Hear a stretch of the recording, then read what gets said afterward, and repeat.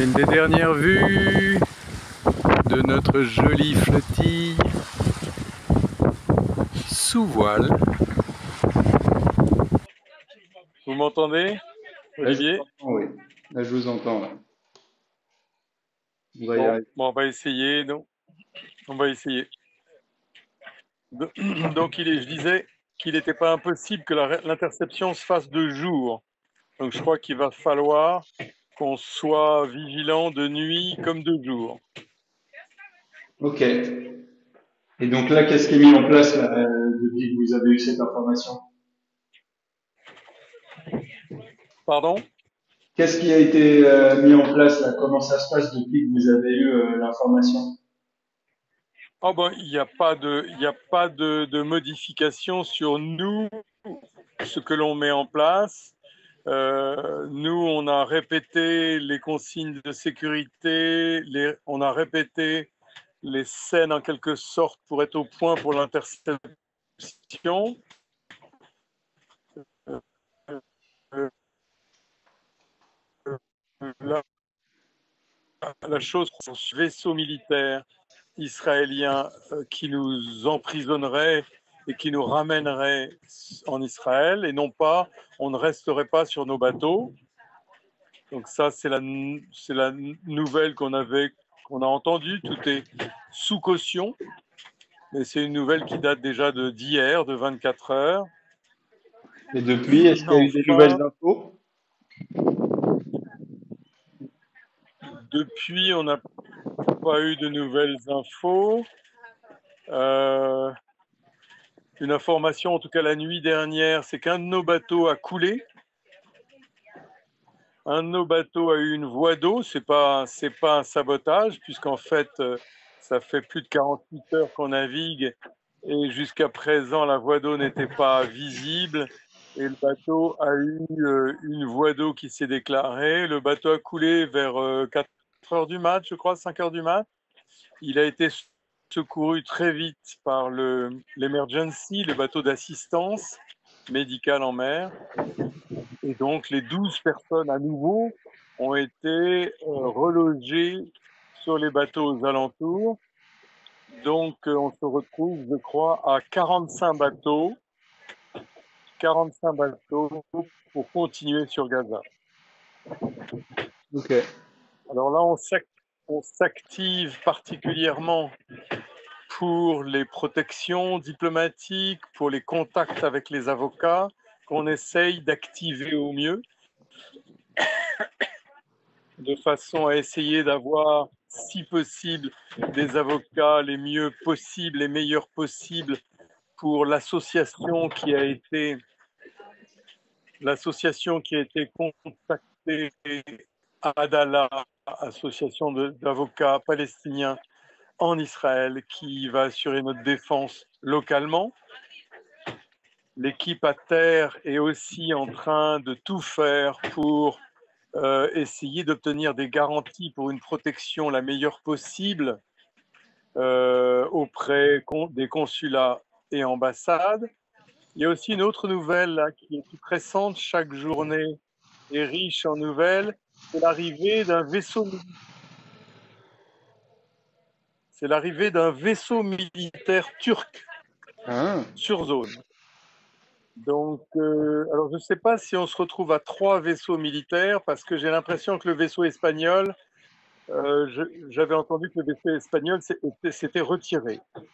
Mais c'est à confirmer. En tout cas, il y a un vaisseau turc qui vient de s'inscrire, il vient de faire son apparition ce matin même.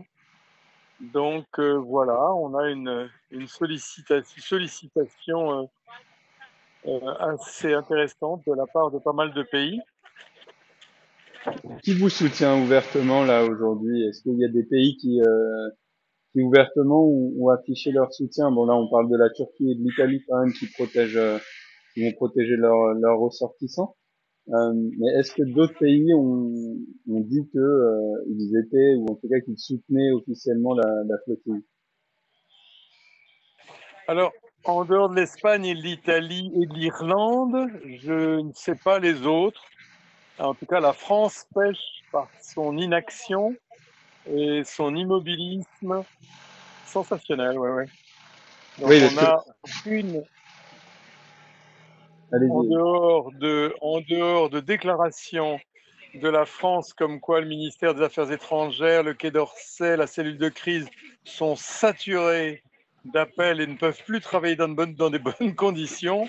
Ce que j'ai lu hier, je crois, hier après-midi, il n'y a pas de déclaration, en tout cas certainement pas d'envoyer un vaisseau, de s'aligner sur maintenant l'Italie, l'Espagne, la Turquie. Il n'y a aucune velléité française, ni même de proposer une protection renforcée.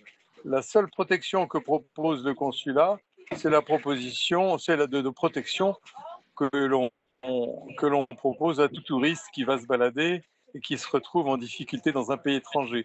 Rien de plus pour nous du côté de la France. Oui, c'est vrai qu'il n'y a eu aucune déclaration, en tout cas, allant dans le sens d'un soutien à la flottille. Comme vous l'avez dit, il y a l'article plutôt qui critique un peu justement ces gens qui satureraient le quai le quai d'Orsay. Justement, Oui. qu'est-ce que là aujourd'hui vous devez entendre quand même tous ces détracteurs qui, euh, qui parlent de vous, de la flottille dans son ensemble. Qu'est-ce que vous auriez à leur dire là aujourd'hui, si vous pouviez leur dire quoi que ce soit? Bah, écoutez, devant un génocide de cette ampleur, dont notre président ne veut toujours pas prononcer le nom au passage, devant l'ampleur de la famine, faut dire donc des Nations Unies, de l'OMS, et devant l'ampleur de ces massacres, les gouvernements ont absolument failli et, euh, et nous, on se substitue.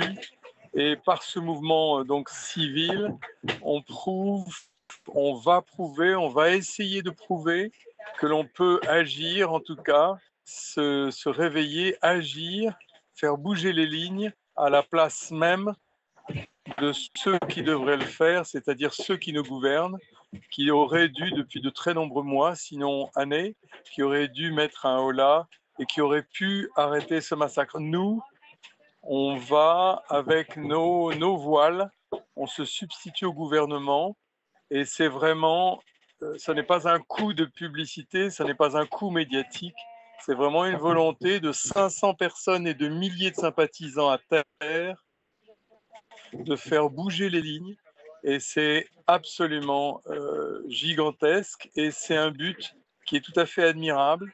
Les gens ne baissent pas les bras, les gens continuent, ils ont voté en Crète pour continuer à 99% et ça c'est assez admirable et si les gens critiquent ce mouvement, c'est vraiment par méconnaissance de ce pourquoi on se bat, parce qu'on se bat non seulement pour cette population qui est victime de plein de souffrances absolument horribles, mais on se bat aussi en arrière-plan pour le maintien des droits internationaux ou pour le retour du droit, du respect du droit international, parce que sans ça, notre planète, elle va vraiment vivre une phase de barbarie totale si on néglige ce droit international établi au lendemain des deux conflits majeurs du dernier siècle.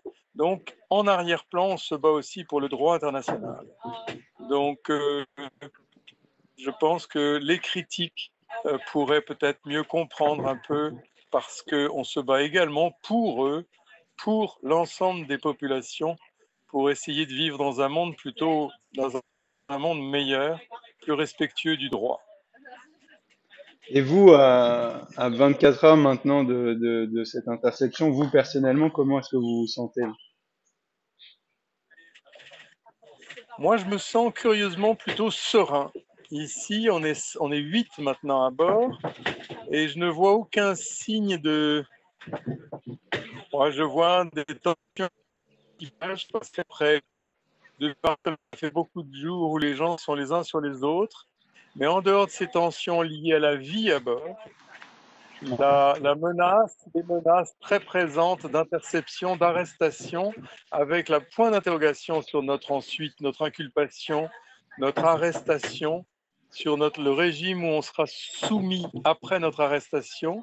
Les gens restent également tous sereins et tous très volontaires, avec vraiment un moral d'acier. Et je crois que c'est sur la plupart des bateaux, puisque, comme je vous disais, en Crète, au moment de la discussion et du vote, l'immense majorité des gens ont voté pour continuer. Et à l'approche, on est vraiment à 24 heures ou 36 heures d'interception. Il n'y a pas de questionnement, il n'y a pas de questions sur un éventuel retour en arrière chez certains. Il n'y a aucun délit de suite. Et les gens continuent, toutes voiles gonflées, aussi bien au sens propre qu'au sens figuré. Je vais peut-être envoyer d'ailleurs la dernière vidéo sous voile ce matin, je ne suis pas sûr. Ouais, oui, oui, je l'ai eu, je l'ai eu. Et justement, tout à l'heure, dans le message, donc ça parle de 4 à 5 jours d'enfermement et ensuite une expulsion pour des fausses raisons, quoi. Oui. Alors ça, c'est pas bon.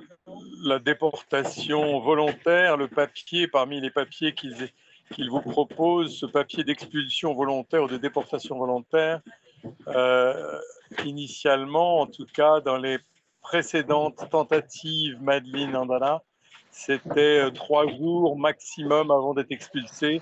Ça semble être porté à 4 à 5 jours. Ce n'est pas pour me plaire, parce que c'est dans une prison militaire ou une prison tout court 4 à 5 jours, c'est pas quelque chose que j'envisage avec grand plaisir. Il faudrait inviter les gens à faire dans le but là de vous soutenir à 24 heures de l'interception. Il y a donc des initiatives que j'ai envoyées, qui sont envoyées à grande échelle, d'un mouvement important auprès, je crois, de toutes les mairies pour que dès notre arrestation, dès notre interception, dès qu'elle est confirmée, que se déclenche dès le lendemain matin, si ça se fait la nuit, que se déclenche un grand mouvement citoyen pour nous soutenir, et vraiment un grand mouvement de soutien devant tous les bâtiments officiels, devant les mairies, de façon à manifester à grande échelle un soutien pour nous. C'est essentiel parce que ça fera bouger notre gouvernement, ça lui poussera peut-être à nous défendre de façon plus efficace et ça permettra donc vraiment de manifester le soutien de l'ensemble de la population. C'est quelque chose qui peut être efficace parce que la saturation par mail, téléphone des services du Quai d'Orsay ou des services du ministère des Affaires étrangères, c'est quelque chose qui va attirer l'attention, c'est quelque chose qui va imposer peut-être une action, mais cette manifestation dans la rue, c'est vraiment ce que l'on espère au maximum. C'est cette mobilisation la plus grande possible, que ce soit en Belgique, en Suisse, en France, dans tous les pays concernés, tous les pays qui ont des ressortissants sur les bateaux. Donc on espère, et c'est un appel à la plus grande mobilisation citoyenne en soutien dès notre interception. On sent la proximité, en effet, d'une intervention ou d'une action, quelle qu'elle soit, israélienne. Ouais.